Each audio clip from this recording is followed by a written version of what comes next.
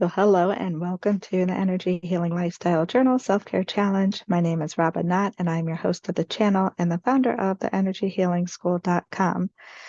So today I'm going to walk you through my journaling process and share some real life examples along the way. So grab your journal, grabbing mine, and come journal with me. So again, preparing for the journaling process, just getting in that space, allowing ourselves to ask ourselves questions and allowing ourselves to be open to hear whatever comes up, right? Without blame, shame, and guilt. Let me throw that in there because how many of you like to beat yourself up when you have certain thoughts? So without blame, shame, and guilt.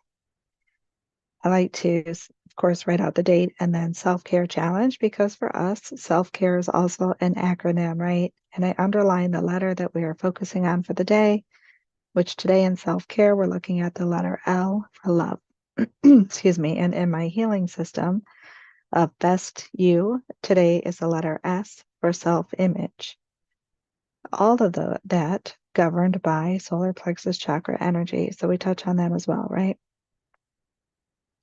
So asking the journal prompt, and I write it down. How do you see yourself when you're a caregiver?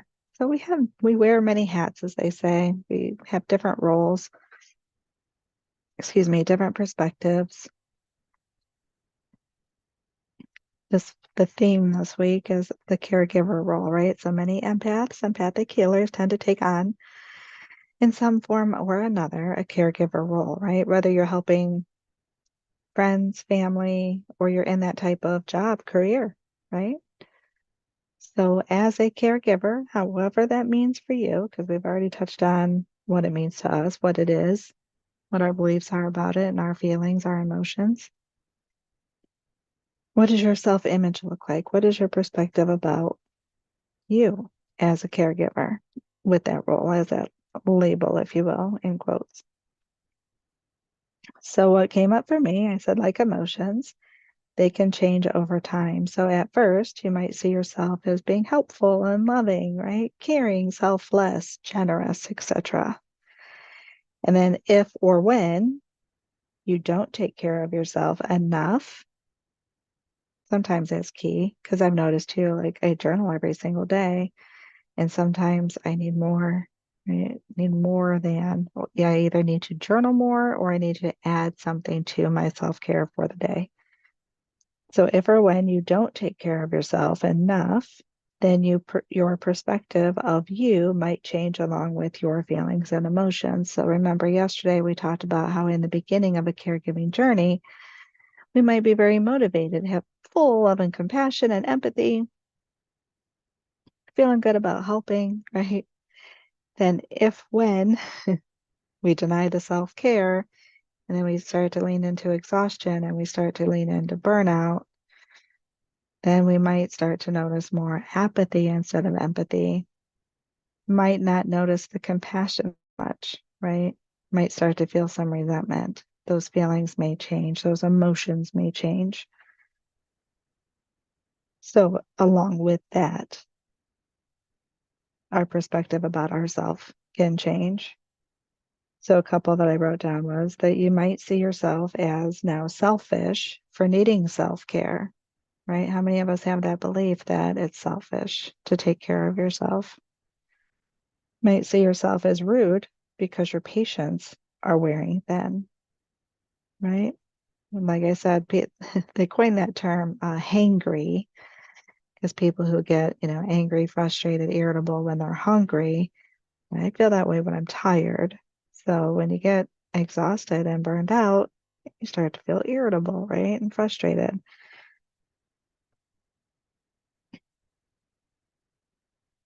What else did I want to touch on? I looked at a couple of articles, so I want to share just a couple brief pieces out of those. But looking more before I do that, as your self-image as an empath, regardless of caregiver or not, but of course, since that's our theme and we're looking at that. So as a caregiver, however you're seeing yourself, don't forget to meet yourself with some love and compassion.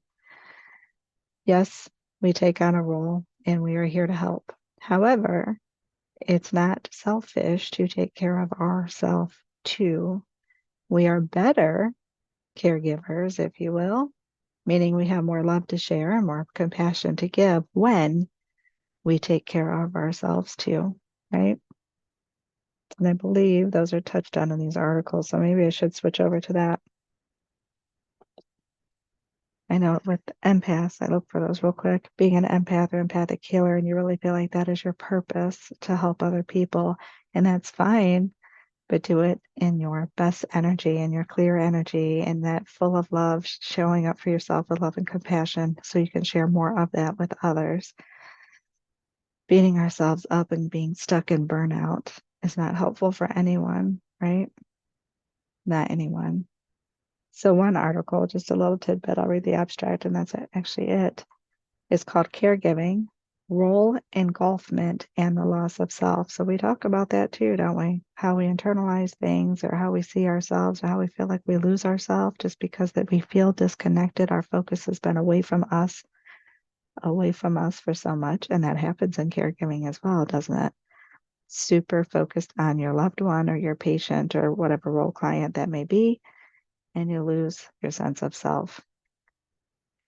So in this article, to quote it, it states, in quotes as well, loss of self, and a quote for them, was examined in a sample of spouses and adult children caring for a relative with Alzheimer's disease, defined as a loss of identity that comes about as a result of engulfment in the caregiver role. It was found to be more common among spouses, females, and younger caregivers. Limited social contact and lack of social roles outside that of caregiver were found to be related to greater loss of self, which makes sense, right? Again, when your focus is on the person you're taking care of, then you tend to lose a sense of self, not paying attention to yourself. It is associated with lower self-esteem and mastery and with greater depressive symptomology, which again makes sense, right? Because we're not taking care of ourselves. And another article, this one is You're Worth It Too, Self-Care for Caregivers. What was the part I wanted to touch on this one? Give me 1 second. Just to reiterate really what we already said, but it says, quote, people who naturally gravitate towards taking care of people around them are often highly empathic and altruistic, right? Sometimes these individuals learn to put others' needs above their own in childhood. And some of those individuals may go on to become compulsive caregivers. Anybody else going, People who help because they feel that it's their only option, excuse me, and that it's their only way to contribute something of value to their world. Compulsive caregivers don't always feel that their own needs are important.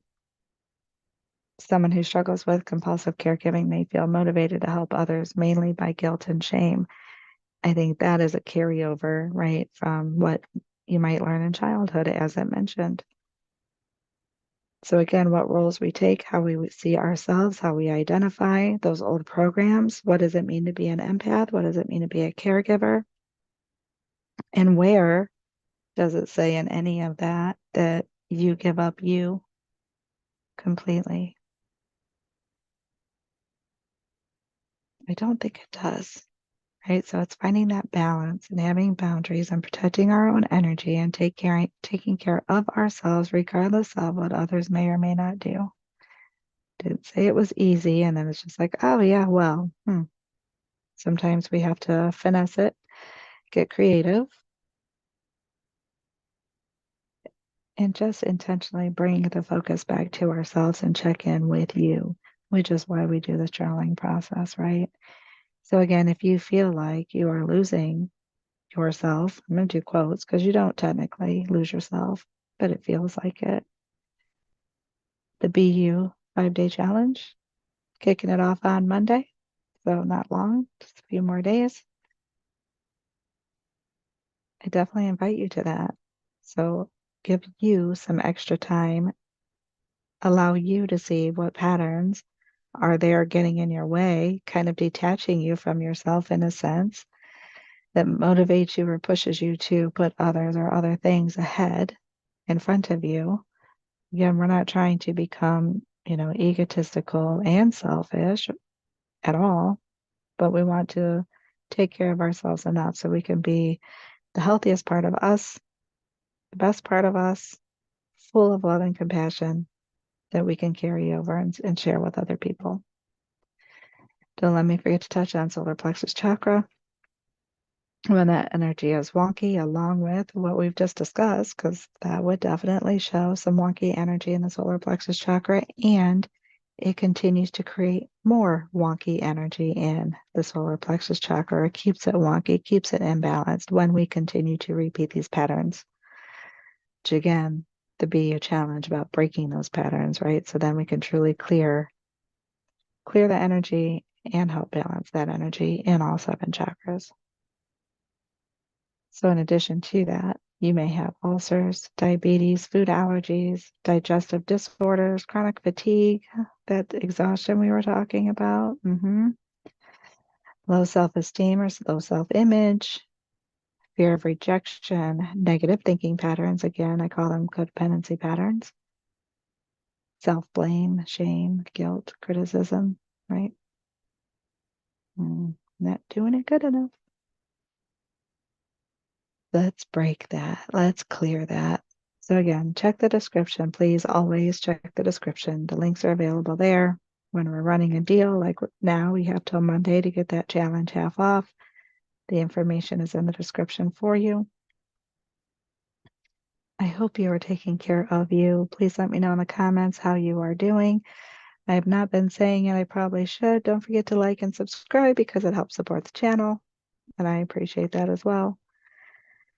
So have a wonderful day, evening, whatever time in the world it is for you. I will see you tomorrow for heart chakra healing, clearing, energy, all the things. We're also talking about, I'm checking in my mind and my memory for the acronyms, forgiveness and transformation. Oh, big ones too. So I'll see you tomorrow. Take care, guys. Bye.